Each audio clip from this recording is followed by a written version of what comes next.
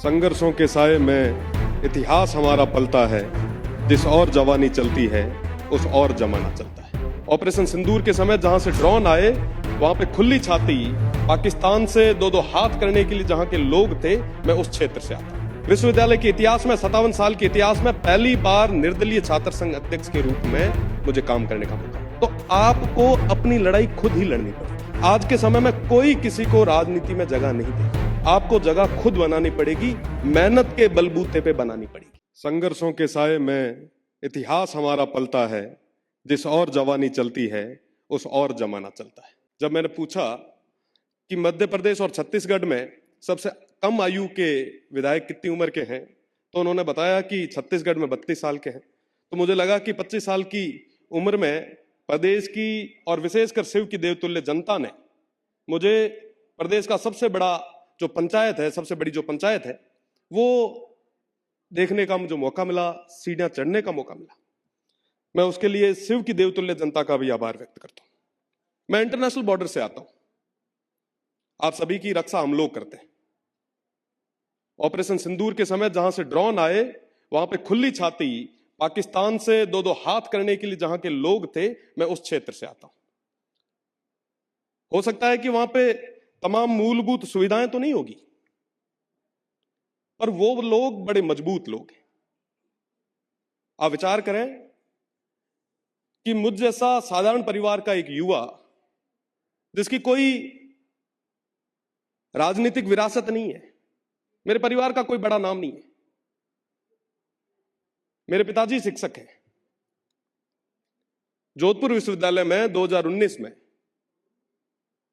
छात्र राजनीति के माध्यम से, छात्र संघ चुनाव की बात हो रही थी, छात्र राजनीति के माध्यम से मैंने शुरुआत की थी। संयोग ऐसे रहे कि 2019 के उस दौर में किसी भी पॉलिटिकल पार्टी ने हमारा हाथ नहीं थामा।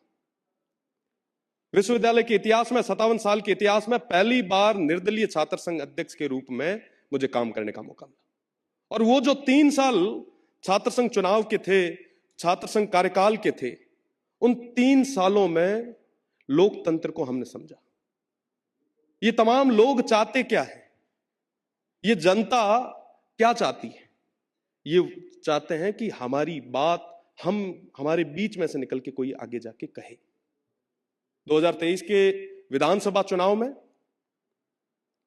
फिर वही स्थितियां बनी। स्थितियां बनने के कई सारे कारण रहते हैं। पुनः मुझे इंडिपेंडेंट चुनाव लड़ने का मौका मिला और शिव विधानसभा जो 200 किलोमीटर लंबी है, इंटरनेशनल बॉर्डर से लगती हुई है।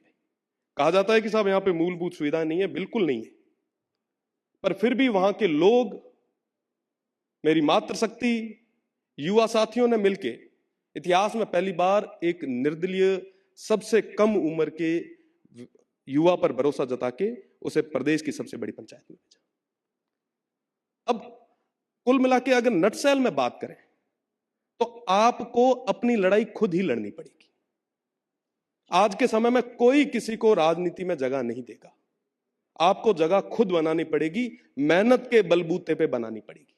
आप सब जो मेरे सामने विराज रहे हैं, लगभग 70 के आसपास माननीय सदस्य हैं, आप सभी ने मेहनत की। आप अपनी मेहनत के बलबूते पे बैठे, प्रदेश की सबसे बड़ी पंचायत में बैठे। प्रदेश की सबसे बड़ी पंचायत में बैठकर क्या वो तमाम काम आप कर पा रहे हैं जिसके लिए आप आए? आप एमएलए हैं, मेंबर ऑफ लेजिस्लेटिव असेंबली। कितने मेरे माननीय सदस्य हैं जिन्होंने कानून बनाए हैं, लेजिस्लेटर बनाए हैं?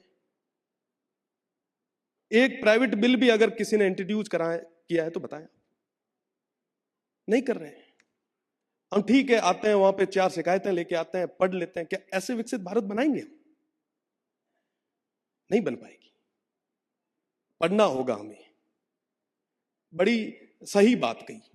आज के समय में हमें सरपंच तो पढ़े लिखे चाहिए, पर विधायक साहब अनपढ़ चाहिए। कैसे हो पाएगा विकास?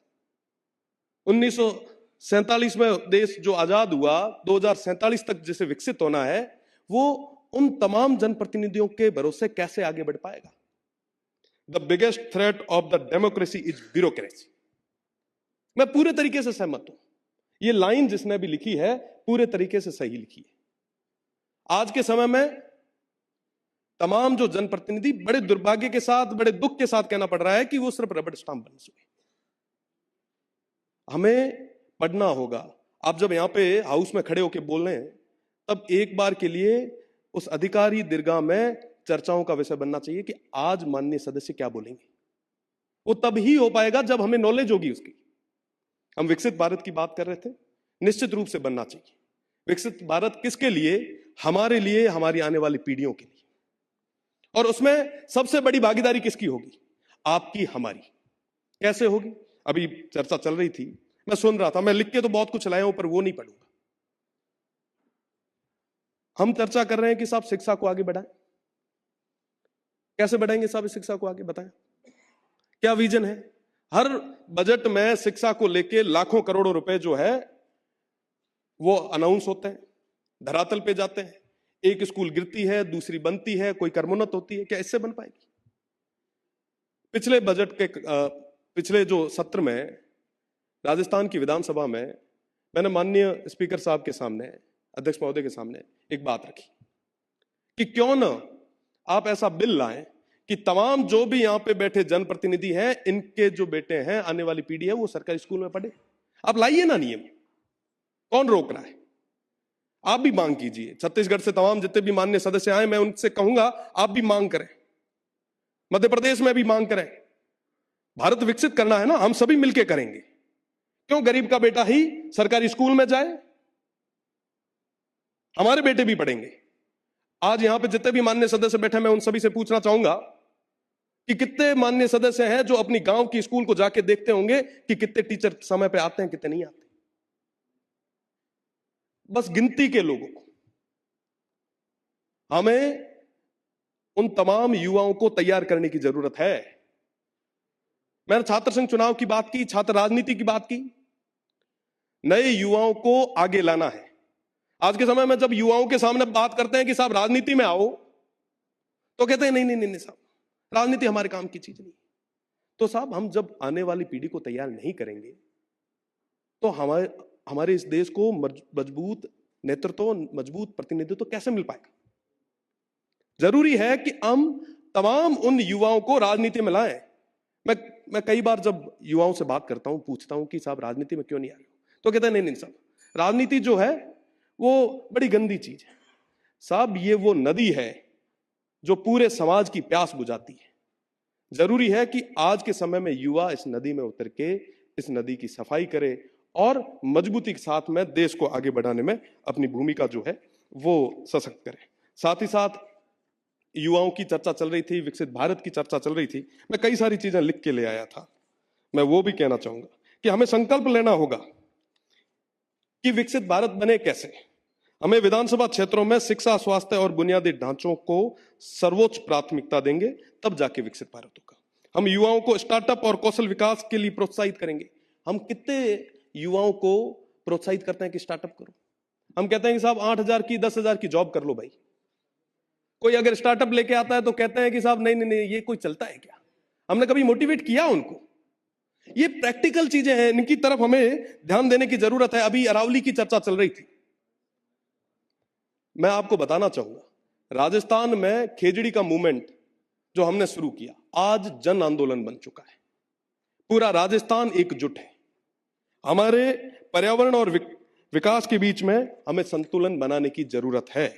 हम वंचित जनजाति और पिछड़े समुदाय की आवाज बने। क्या वाकई आज के समय में जो पीड़ित है, जो वंचित है, जो शोषित है, उनकी आवाज प्रदेश की सबसे बड़ी पंचायतों तक आ पा रही है? क्या आज पंक्ति में जो आखिरी व्यक्ति जो खड़ा है, उसकी आवाज यहां तक आ पा रही है? कौन सुनेगा साहब? आज के समय में अमूमन कहा जाता है कि साहब जो माननीय सदस्य बन जाते हैं, एमएलए बन जाते हैं, उसके बाद में जनता के बीच नहीं आते। लोग कहते हैं अमूमन, मैं एक आखिरी कि साहब उनसे जुड़ाव कम हो जाता है। मेरा निवेदन है, मैं आप सभी से उम्र में छोटा हूं, मेरा निवेदन है कि आप जो दिनचर्या पहले करते थे, आगे भी उसी तरीके से करें। हम यूनिवर्सिटी से निकले, हमने चाय के ढाबों से राजनीति शुरू की थी, आज भी वहीं बैठते हैं, जिसकी बदौलत जिंदा है। मेरा निवेदन कि अपनी जड़ों को हम सब मजबूत रखें, आम जनता की बात करें, उनकी पीड़ा को समझें, देश को आगे बढ़ाने में हम सभी की एक जिम्मेदारी और एक हिस्सेदारी होनी चाहिए। उसके लिए निश्चित रूप से हम सभी को काम करने की जरूरत है। मैं पुनः माननीय स्पीकर साहब को बहुत बहुत धन्यवाद देना चाहूंगा, जिन्होंने हमें समय दिया, बुलाया, इतना लाड कोड दिनों, और राजस्थान रोहा तो हूँ आप सबा इन्वाइट भी करा कि आप हमारे राजस्थान आओ, हमारे इंटरनेशनल बॉर्डर माथे आओ, बाड़मेर और जैसलमेर दोहरा में था ना बता। बहुत बहुत धन्यवाद। जय हिंद, जय भारत।